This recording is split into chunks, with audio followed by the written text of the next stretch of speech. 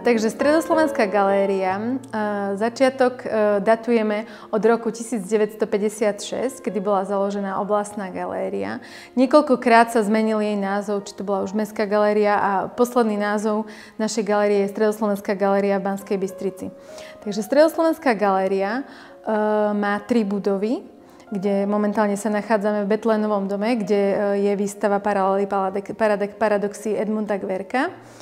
V tejto budove, ktorá je na námestí, výstavy takého staršieho umenia a aj edukačné výstavy sa nachádzajú v Betlénovom dome.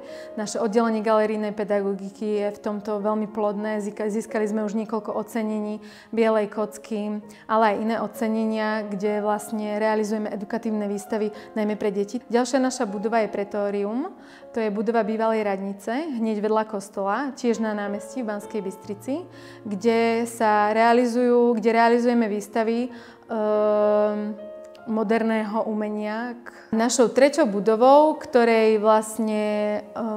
ktorú máme v správe, Stredoslovenská galéria má v správe, je Vila Dominika Skuteckého na Hornej 55, kde si vlastne Dominik Skutecký v tej dobe prisťahovaný z Benátok, teda mal manželku z Banskej Bystrice, Cecíliu, prisťahoval sa sem spolu s ňou aj s deťmi do Banskej Bystrice a dal si postaviť v roku 1896 vilu svojho priateľa Adolfa Holeša. A vlastne od roku 1994 je v nej zriadená stála expozícia Dominika Skuteckého. Gverk Ödön 1895. február 15-én született Selmecbányán szásztelepesek családjában. 1914 és 1918 között a Budapesti Képzőművészeti Főiskolán festészetet tanult. Nem kellett bevonulnia katonának, miután gyermekkorában az egyik szemét elvesztette. Mesterei Balló Ede és Séti István voltak. A Liptó-Szentmiklósi születésű Balló Ede az akadémiai festészet rejtelmeibe vezette be ifjú tanítványát, de leginkább a realisztikus portréfestészet iránt keltette fel az érdeklődését. Legjelentősebb irányadója mégis Séti István, a nagybányai művésztelep egyik alapítója volt, aki diákjait nyaranta elvitte a szabad festőiskolába. Nagybányán Gverk nem csupán panteista meggyőződésének, a természetbe vetett mély hitének alapjait találta meg, hanem első szerelmét, Gurnesevics Jennyt is. Egész élete során leveleztek egymással. A nagybányai hatásokat a 20-as években tovább vitte, majd Selmecbányán mélyítette el a saját irányába. A Selmeci hegység és annak legmagasabb csúcsa, a Szitnya festői környezete jelentősen inspirálta alkotásait. E felvidéki környezetben készítette el csodálatosan örvénylő tájképeit. A 20-as évek első felében a melegebb hónapokban kiköltözött a Szitnya alá, és ott élt magányosan. Ezek a hónapok az elmélyülés, meditáció és a természettel való egybeolvadás időszakai voltak. Amikor esténként zenetörténettel, természettudományokkal foglalkozott, de keleti irodalmat, kínai és indiai filozófiát is olvasott, csatlakozva ahhoz a nézethez, mely szerint az ázsiai és európai kultúra ötvözete jelenti a jövőt.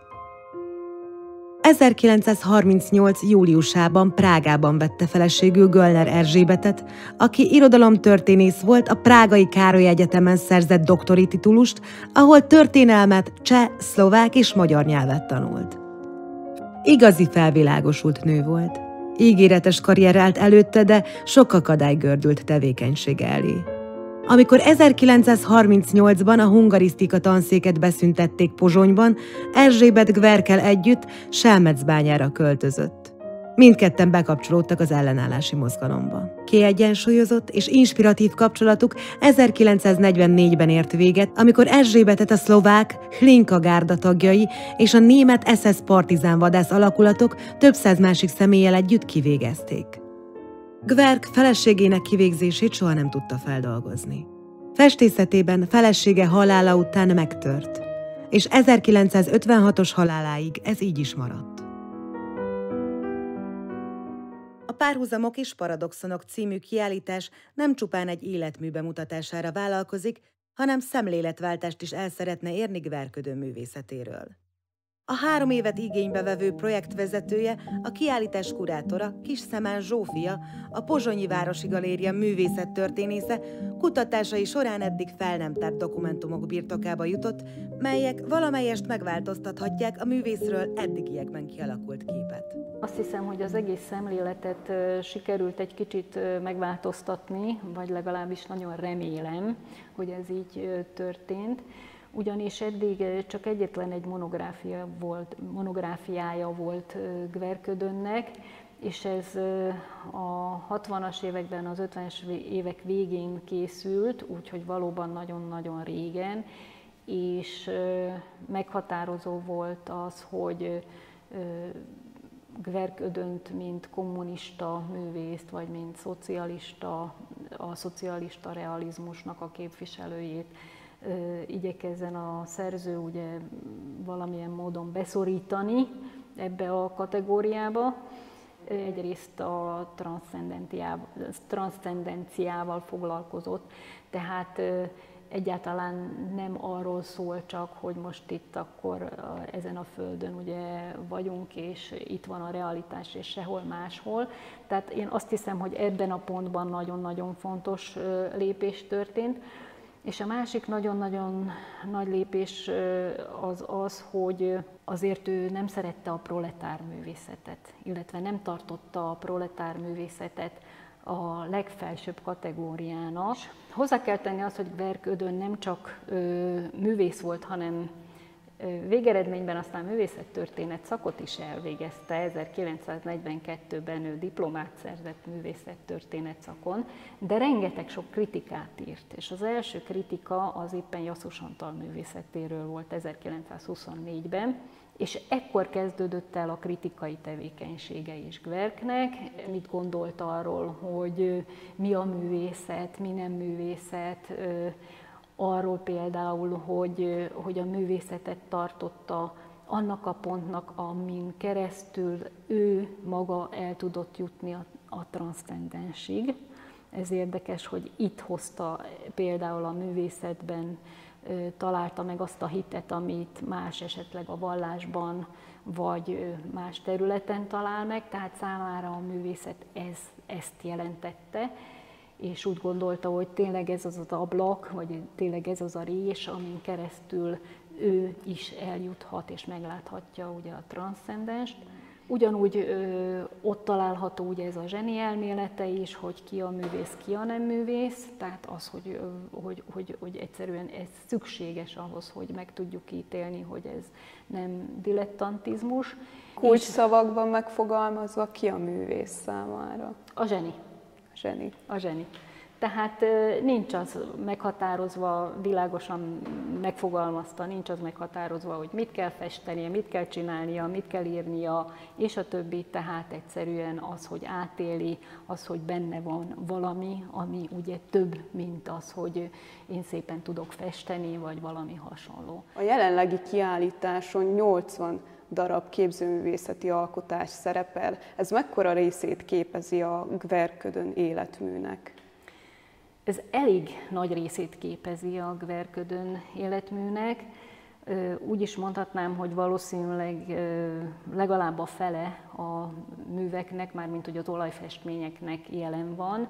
Természetesen a rajzokból és egyebekből azért található sokkal több, de az olajfestmények azért nagy részt itt vannak, és minden egyes korszakából származnak művek, tehát főművek vannak jelen, és azt hiszem, hogy egy teljes képet ad Gverködön művészetéről. Aránylag kevés ideig alkotott, tehát ezt le lehetne szűkíteni mindössze a két világháború közti időszakra, amikor valóban a kiforrott művek készültek, tehát 1920-tól 1940-ig mondjuk, mert a második világháborúban aztán már nem volt rá lehetősége, úgyhogy nagyon keveset alkotott, és a világháború után pedig már nem sikerült neki megújulnia, úgyhogy nem sikerült valóban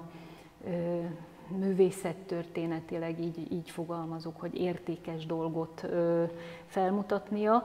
Úgyhogy valóban 2 évtizednyi az a művészeti örökség, amit Gverk ránk hagyott, és ezek egy ilyen nagyon szép ívet mutatnak együtt, és inkább nem korszakolnám. Nagyon fontos volt eleinte például a nagybányaiság, meg a nagybányai természetkép, de aztán bejöttek ugye a kicsit transzcendens képek, és a figurális képek felé aztán eltolódott a művészete, és a végén egy ilyen szemi-absztrakt tájkép festészetet művelt. De valójában nem lehet azt mondani, hogy valamilyen korszakok voltak így a művészetében. Tehát ő egy intellektuál képzőművész volt, egy intellektuál művész, és van tudomásunk arról, hogy hogyan jutott elő erre a szintre? Hogyan lett igénye arra, hogy ennyi mindent csináljon, esztétikával, filozófiával foglalkozzon, verseket írjon, illetve politizáljon is? Én úgy gondolom, hogy ez szinte életprogram volt Gverk számára, hogy hogyan is született, azt nem tudjuk, szerintem így született ezzel az érzéssel együtt, hogy az intellektuál, tehát hogy a mai, illetve hát a korban élő embernek intellektuálnek is kell lennie, nem így fogalmazta meg természetesen, de hogy minden téren a korral együtt, a kor tudományával, a kor fejlődésével lépést kell tartani. Erről meg volt teljesen győződve, és ugyanúgy széltében vette az akadályokat, ezt lehet mondani, mert minden érdekelte, ami az élettel összefügg. Ebben volt az szerintem, ahol nagyon-nagyon jól összetalálkozott a feleségével, Göllner Erzsébettel, hiszen ő is pont ugyanilyen volt. Tehát ez volt az a pont, ami valóban nagyon mélyen összekötötte őket. Szír Rezsőtől olvasnék fel most egy idézetet, Staudt Csengeli Mihály művészetéről szóló kötetében így ír Gverködönről. Érdekes, hogy a különben fölényeskedő természetű Gverk a fiatal kollégával nem a gőg magaslatáról beszélt. Ez a gőgösség valóban jellemző Gverködönre, illetve mi az oka annak, hogy pont Staudt Csengeli Mihály volt az, akit mentoráltjaként kiválasztott magának? Amikor Staudt Mihály fölkereste őt, hogy ítélje meg az ő műveit, akkor fölfedezte, hogy ő zseni. Tehát ezt így természetesen soha nem mondta ki, vagy nem fogalmazta így meg, de fölfedezte azt, hogy ebből a Staudt Mihályból, aki Komáromban valójában egy asztalos mesternek készült, és továbbfejlesztette magát, mert nem voltak hozzá meg a feltételei, továbbfejlesztette magát a művészpályán, és igyekezett, és rajzolt, és csinálta, akkor ez nagyon meggyőzte őt arról, hogy ő egy született, valóban zseni. És ez volt az a pont szerintem, amikor elkezdett vele foglalkozni, fölkarolta, támogatta, és valóban ő írta az első jó kritikát Staudt Mihály művészetéről az első önálló kiállítása kapcsán. Úgyhogy egy nagyon szép barátság alakult ki az évek folyamán Staudt Mihállyal. Annyira fontos volt számára ez a barátság, hogy például a pozsonyi műtermében is Staudt Mihály is festett, és jelen volt. Úgyhogy valóban egy nagyon-nagyon szép kapcsolatot építettek ki ketten. A kiállítás szempontjából azért érdekes ez a Staudt Mihály vonulat, mert sikerült felfedezni ezt a levelezést. Staudt Mihály fia megőrizte az összes levelet, amit írt Gverk, illetve hát majdnem 30-at, 29-et, és ezt itt a kiállításon is először be tudjuk mutatni. Ebből is lejön az a kép Gverkről, hogy valóban megvolt a saját igazságáról mélyen győződve, Valóban egy nagyon fontos időszakból is származnak levelek, tehát ez az 1928-as év, amikor a nagy kiállítása volt Pozsonyban Gverknek, és ezekből a levelekből is kapunk egy nagyon-nagyon szép képet Gverködönről. Gverködönt elsősorban tájkép és portréfestőként tartják számon, de a jelenlegi kiállítás figurális alkotásainak jelentőségét is újraértékeli, rávilágítva arra, hogy ebben a műfajban is maradandót alkotott. Igyekeztem rámutatni arra, hogy Gverködön valóban nagyszerű figurális alkotó volt, és a közvélemény vagy a széles közönség valóban a tájkép festészetét értékeli, de én úgy gondolom, hogy fantasztikus alkotásai vannak a figurális festészetben is, és ő is úgy gondolta, hogy ezek nagyon fontos részei az alkotásának. Például az itteni nagy festmény mögöttem az a Vasárnap délután című festménye 1928-ból, amikor a nagy kiállítása volt Pozsonyban, és ezt megelőzően szintén elvonult, és 18 hónapon keresztül csak festett és festett egy pici kis faluban, Selmecbánya környékén, hogy valóban bele tudjon mélyedni az alkotásba, és akkor született ez a műve is, ezek a táncolók, ez a táncoló pár, ami egy olyan képet mutat nekünk, amelyik teljesen a valóságból indul, tehát valószínűleg volt egy ilyen élménye, hogy fölment a hegyre, és a hegyen ketten táncoltak, és egy harmonikás ott játszott nekik.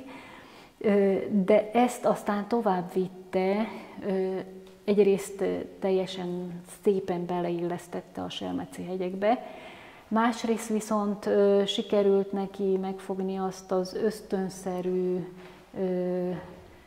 életvágyat, ami ugye főleg a női figurában benne van, és annak ellenére, hogy azért drasztikusnak érezzük ugye a kifejezését, valóban ez az életvágy, ez az örömre vágyás, ez benne van az arckifejezésében is, magában az aktusban is, és az, hogy össze van nőve szinte ugye a hegyekkel, ezzel a földdel, azt még ugye hangsúlyozza az, hogy mezitláb táncol, az teljesen világosan összeköti az életét ezzel a környezettel, ami Gverk számára egyébként is nagyon-nagyon fontos volt. Tehát az, hogy a selmecbányai hegyek, illetve az egész környék egyrészt nagyon szép volt, de természetesen másrészt valóban kegyetlen is tudott lenni, mint akármilyen más természeti jelenség is, ami ott előfordulhatott. Szerintem ez megjelenik ezekben a táncolókban is, és főleg ebben a női figurában. Tehát itt mutatkozott meg Gverködön nagysága, ami a figurális művészetet illeti. Gverködön azért kimozdult ebből a selmecbányai környezetből? Hogyne, nagyon gyakran. Valójában ezeket a nyári hónapokat ott töltötte, festett, de a téli hónapokban utazott. És bejárta valóban Európa összes nagyvárosát, nagyon sokat volt Németországban, nagyon sokat volt Olaszországban, végigjárta a galériákat, teljesen természetes volt számára, hogy elmegy Bécsbe kiállításra, Budapestre, figyeli ezeket a történéseket, az emberekkel találkozott, megvolt a saját véleménye ezekről a dolgokról, sokszor ugye kritikákat is írt. A Velencei Biennálé szinte kötelező volt számára, tehát minden 2 évben jelen volt a Biennálén, és be is számolt ezekről kritikákban. Tehát rengeteget utazott a téli hónapokban, művelődött, figyelte a történéseket és a többi, és a nyári hónapokat használta ki az alkotásra. Nagyon jól rá lehet irányítani Gverködön alkotásaira a figyelmet, én úgy gondolom, és nagyon jól értékelik a kortárs művészek, akikből most 2 a selmecbányai kortárs művészekből felkértünk, hogy reagáljanak Gverködön művészetére, és ez a 2 művész, illetve hát az alkotásaik be vannak építve a kiállításba. Tehát maga az alapvető elképzelés, hogy a kiállítást úgy építettük föl, hogy ezeket a paneleket, a hullámzó paneleket, hullámzó alaprajzzal is úgy építettük föl, hogy oda kerültek a Gverködön művei, miután ugye nála szinte nem lehet semmi más találni, csak hullámvonalakat és mozgást, tehát ami most a levegő mozgását igyekszik, ugye, vagy a széllel foglalkozik, vagy egyebekkel.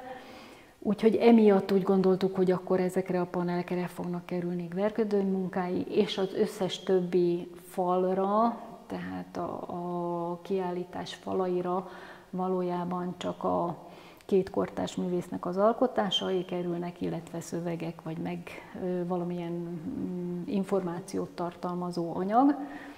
És mind a 2 mű nagyon érdekes rálátást hozott Gverködön művészetére.